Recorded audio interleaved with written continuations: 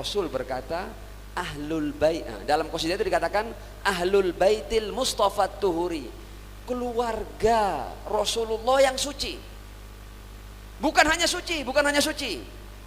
Kalau kesucian itu untuk mereka, tapi ada efek bagi keberadaan, efek bagi alam, efek bagi dunia, efek bagi penghuni bumi. Dijelaskan di situ, hum amanul ardi faddakiri. Ingat loh ya, mereka itu, figur-figur ahlul bait itu bukan hanya manusia-manusia suci, bukan hanya manusia-manusia luar biasa, bukan hanya manusia yang hanya kita puja-puji, enggak, tapi keberadaan mereka adalah pengaman bagi bumi ini, paku bumi. Dan benar istilah yang disebut oleh Bapak Bupati kita tadi itu, seandainya tidak ada mereka, maka bumi ini akan digulung. Bumi ini akan digulung. Nah, sekarang saya akan berbagi. Kenapa kok sampai ada kata-kata bahwa kalau tidak ada mereka bumi akan digulung? Saya akan mencoba untuk menjelaskannya dengan bahasa yang sederhana supaya kita tahu harga ahlul bait, harga Sayyidah Fatimah. Bahkan nanti kita akan paham bahwa setiap tarikan nafas kita berhutang kepada Sayyidah Fatimah, kita berhutang kepada Rasulullah, kita berhutang kepada anak-anak mereka Al Hasan wal Husain. Izinkan saya menjelaskan bahwa ahlul bait adalah pengaman bumi. Kita harus tahu alasannya, keterangannya.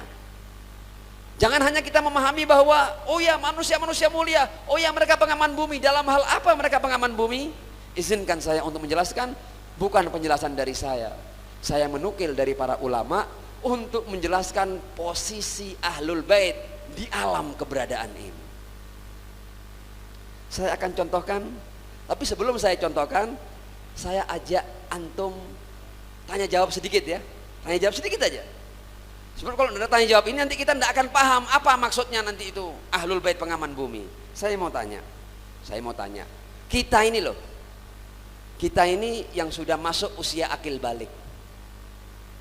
Ya.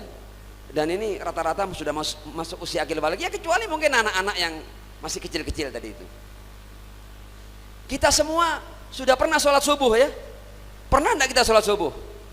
Pernah ya? Sholat subuh berapa rakaat? 2 rakaat. Kalau kita khusyuk, masing-masing rakaat 2 menit. Berarti 2 rakaat berapa? 4 menit, 5 menit. Sekarang saya mau tanya, enggak apa-apa ini, jawab ya. Siapa yang pernah sholat subuh? Yang pernah loh ya? Pernah. Saya pernah juga. Silakan angkat tangan. Ya? Pernah semua kan? Nah, oke. Tapi kalau saya tanya dengan cara kedua, sampean tidak ada yang berani angkat tangan. Kalau ada yang berani, semua harus cium tangan kepadanya. Saya tanya yang kedua sekarang ya. Kalau siapa yang pernah sholat subuh, banyak yang angkat tangan. Saya mau tanya sekarang, siapa yang pernah sholat subuh ya, 2 rakaat ya, 5 menit itu loh, cuma 5 menit, yang dari mulai takbiratul ihram sampai salam seluruhnya khusyuk semuanya. Sejak Allahu Akbar sampai salam khusyuk. Ada yang berani angkat tangan? Sekali aja sholat subuh sepanjang hidup kita. Ya, kan? Berarti kita ini loh nanti, kita ini kalau kita disuruh ngitung amal kita sendiri, ndak usah nanti malaikat yang tahu detail, ndak usah nanti yaumul hisab ketika Allah menghisab amal-amal kita, ndak usah, kita sendiri. Kita berani ndak menyodorkan satu sholat subuh dengan kriteria dari mulai takbiratul ihram sampai salamnya seluruhnya khusyuk. Berani? Tidak berani. Berarti masih ada yang mau mengatakan bahwa saya nanti mungkin masuk surga karena amal saya. Ya. Jadi berat loh ya. Wasta'inu bis sabri was shalah wa innaha lakabiratun illa 'alal khashiin. Memang tidak gampang sholat itu. Wa innaha lakabiratun, hal besar. Kecuali untuk orang-orang khusyuk.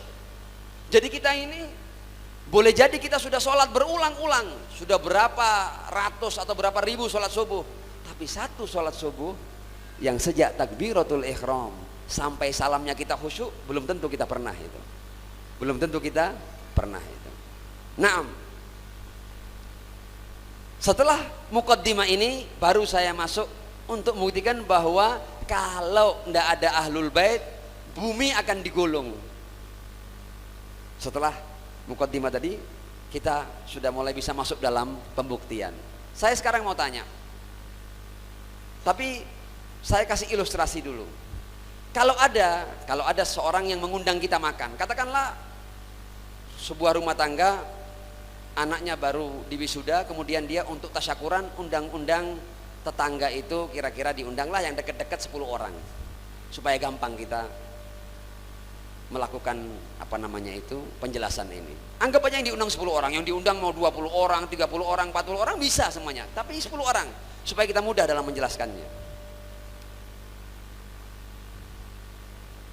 Tuan rumah itu menghamparkan suprah, di atasnya ditaruh hidangan. Ya ada kuahnya, ada nasinya, ada kerupuknya, ada mendoannya, ya. Pokoknya komplit lah, suprah komplit. Undangan syukuran. Dihamparkan suprah, diletakkan makanan. Sekarang saya tanya, kalau seandainya dari tamu undangan yang makan itu yang selesai 5 orang, sudah selesai makan 5 orang, yang 5 lainnya masih makan.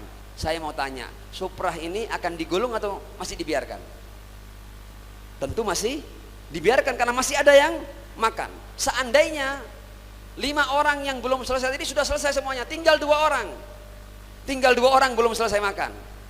Suprah digulung enggak? Enggak digulung suprah. Karena masih ada yang makan. Dan tujuan dihamparkannya suprah ini untuk orang makan. Kalau semua selesai makan, tinggal 1 orang. Yang paling tua, mungkin giginya sudah tidak lengkap, sehingga daging yang dikunyahnya itu berputar-putar, dia butuh waktu lebih lama untuk menyelesaikan makanannya. 1 orang masih belum selesai makan, suprah digulung? Tidak digulung. Tapi kalau akhirnya seluruh tamu undangan tadi sudah selesai makan, maka tuan rumah akan menggulung suprah. Suprah akan digulung.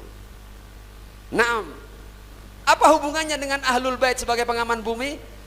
Kita kembali kepada ayat Quran. Kira-kira hamparan kehidupan ini loh, Allah menghampar kehidupan ini tujuannya apa? Kalau suprah tadi dihampar itu apa? Supaya orang makan. Kalau sudah tidak ada orang makan, suprah akan digulung. Dihamparkannya keberadaan dan kehidupan ini, apa yang Allah sampaikan sebagai alasan dan tujuannya? Wa ma khalaqtul jinna wal insa illa liya'budun.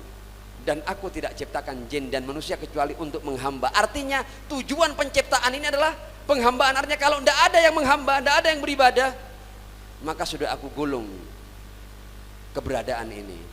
Kita ini loh, setelah muqaddimah yang pertama, kita ini ahli ibadah. Kita ini ahli ibadah. Satu sholat subuh tidak pernah loh ya.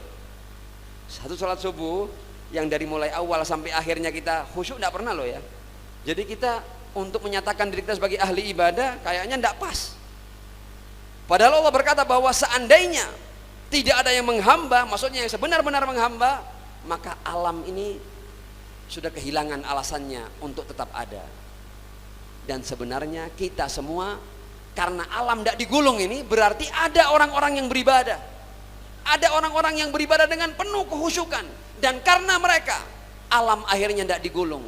Dan mereka adalah Ar-Rasul dan keluarga sucinya. Karena itu dikatakan hum amanul ardi faddakiri. Seandainya tidak ada mereka, maka Allah sudah tidak menemukan lagi siapa yang benar-benar menghamba kepadanya, dan akan digulung alam keberadaan ini. Sallu ala Muhammad wa ali Muhammad.